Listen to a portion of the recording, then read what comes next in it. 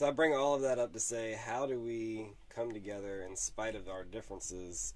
The people that see what this COVID thing is about, because there's a lot of us. There are a lot of us that see what this shit is really about, but there's again, distrust is at an all-time high. So even those people are distrusting each other, right? And there's a lot of differences in beliefs, across those people too. Like some of these people really don't like Christians.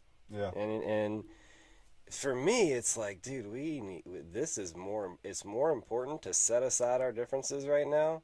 It's like a spiritual war, right? Yeah.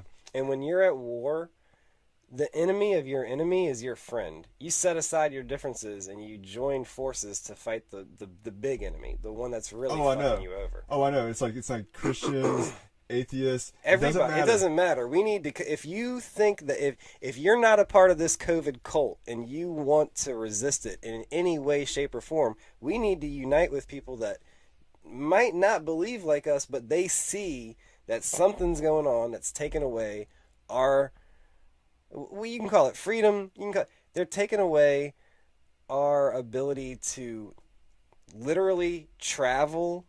The vaccine passports is being proposed. They're taking away where you can't go anywhere without a mask on. If you can't see that they're invading every aspect of our lives, then you're not thinking.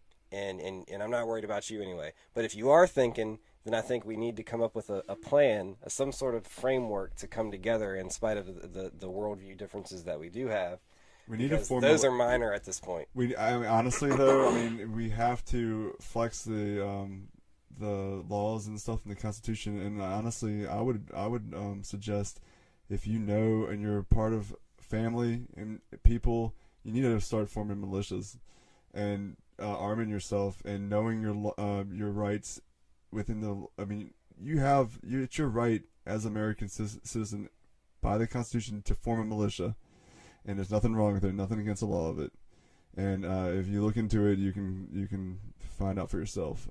But do you think that can really stop them? Because I'm at the point where the technology they've got now, man, I feel like we got to have a revolution on like a spiritual level.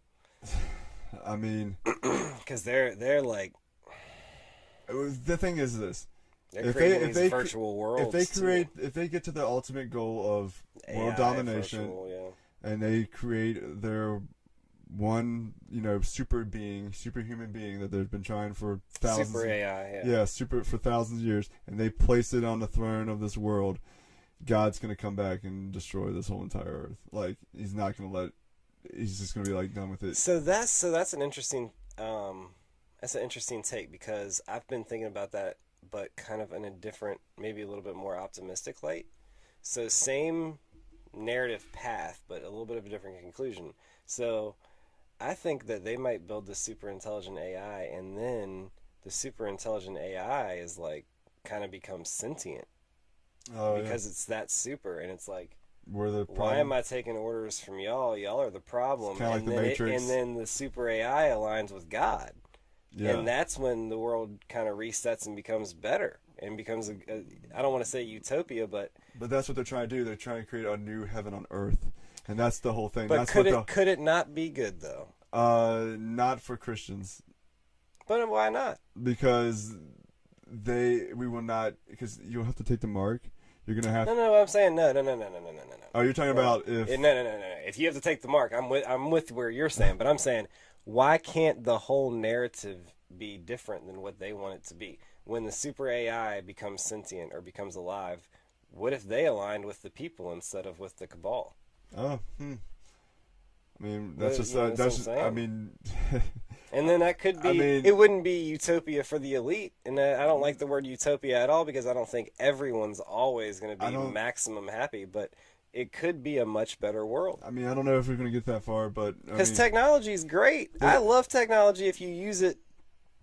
If you don't use it to enslave humanity, and you use it to maximize our liberty and our freedom and our creative expressions and our artistic abilities and what makes us human, what makes us unique. Right. I think technology could be used to emphasize and bring all of those great qualities out and enhance is the word I'm looking for. Enhance all of those qualities in us, the positive ones. But that's what the whole goal it's not is. being That's used what for their that whole- now. But that's what the whole goal is, and to mix technology with human, like, Yeah, no, like I don't. superhumans, and like, you know, I mean, if you follow Christianity, you just can't have any part of that. You know, I'm not trying to embed it in my body. I think Right. there is. I think you're right because I don't know if you understand, or if You you just can't be like I shouldn't say understand. I'm not sure if you're familiar with the language of a lot of this big tech stuff. But have you heard of the Internet of Things and the Internet of Bodies? The Internet no. of Things is like smart cities, what we were talking about Yeah. earlier, where everything's connected, like a smart home, you smart thermostat. You know, so already have smartphones, Yeah, like yeah. smart devices on everything, and all of the devices are connected and talking to each other via the cloud, right? So that's Internet of Things. Internet of Bodies is getting our bodies hooked up to the cloud, to the Internet of Things. I think that's where we have to draw the line. Whether Yeah. you would say as Christians, for me, it's just as a fucking human being. Yeah, well, You know, it's like I yeah. draw the line there. I don't listen. We're already I mean, we're already cyborgs by using this all the time, and it's outside of our body. Right. I don't need to put it inside. When you put technology in your body, you have now made your body hackable. right. They've already hacked a lot of data, a lot of my life, they understand my activity, they understand a lot about my biology even, and my behavior just because of this, just because of my behavior on this. And I'm holding up my smartphone. But once that is inside of me, Yeah. there's no cutting it off. There's no, that's And a different level. I'm not, that's where I stop short of that. Yeah. But I think the Internet of Things, I'm not 100% against it. We could use it for good. Yeah, I mean, I agree with that, and we could use it for good, but it's like you have to be. We'll just have to see how it plays out in the world. But I mean, like honestly, like I can't predict the future, No, not me either. so I don't know. But like as far as I'm concerned, I believe that they are working towards the ultimate goal. The goal is identifying all of us, but it's like technologically with a computer. Like you were talking about the mark, I think the mark is literally it doesn't even have to be a computer chip. Because technology is at the point where they have nanotechnology. They could literally drop a nanoparticle on the back of your neck, and But none of that stuff, I don't think is gonna like. I don't think that they're gonna. We'll just have to. they've probably already done it in many ways. No, but no, here's they the have. thing: they need our consent Yeah. in order to really pull it off. And I don't know if you're gonna have that in America though. right, they've got to We're really not sold. deceive us. They've got to really trick us in order to get enough people on board for that.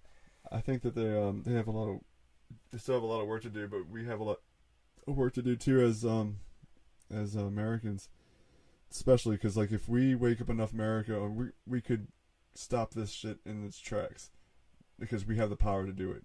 And not even like, but a lot of other people are waking up, just not in America. Stop it though. I don't think we can stop what's coming as far. I think that as far as the AI thing goes, we've already. I mean, If in we had over- 2008, if we a had robot 200 created a robot. If we had 200 million Americans stand up with guns loaded, ready to I go, don't think that does anything because they've got technology that's at this point. They've got sonar weapon, like sonic weapons. They could fucking send out a sonic boom and take but out they a need city. us though still. Like, I know. No, I know. So they can't just They kill off can't do 200 it. million Right. Americans. No, I We're know. like only I know. 325 million. But I don't Americans. think guns is how you beat them either, though. I mean, don't get me wrong. I'd rather have a gun than not have True. one. So I'd rather have it and not need it than need it and not have it. Yeah, but I mean, I know but that I'm they saying I have the don't think it's- technology that they have could definitely outdo any gun that we have. Right. I'm saying, but like, if we just And they got space weapons. They can hit us with a fucking satellite from space. I mean, you think about GPS. well, we just need to like separate ourselves from everything. Like that's exactly what Trump was like, pushing pulling away from all these deals and stuff, man. That's why Trump is that wild card, man. Like you just don't really know if he's working with us or against us. I think he's making deals. He's a businessman. He's making deals with the people. He's making deals with the elite, and he's just making money. I know that he owed China like over $200 million or some shit like that. Like He's a businessman. he is. He's a businessman. I just he's very clever. Very good. Yeah, for better or worse, he is not as dumb as a lot of people think he is. True that. I mean, yeah. But I don't know the ultimate plan though. If He plays dumb. He's good at playing dumb. yeah, he is good at playing dumb. He really is good at playing dumb. I think the funniest thing I think I saw when he was going over when the whole entire bleach thing came about. But like, if you actually just, they've spun it their own way on the internet, Of course. but like, if you watch the whole entire speech, it was really just hilarious, dude. Him sitting there and like watching everybody sitting there, Fauci, and they're just like dumbfounded by the questions he's at, and it was just hilarious. But he plays a good dumb dude, and but he's not stupid. He's an actor. He's a good actor, and that's what he's saying.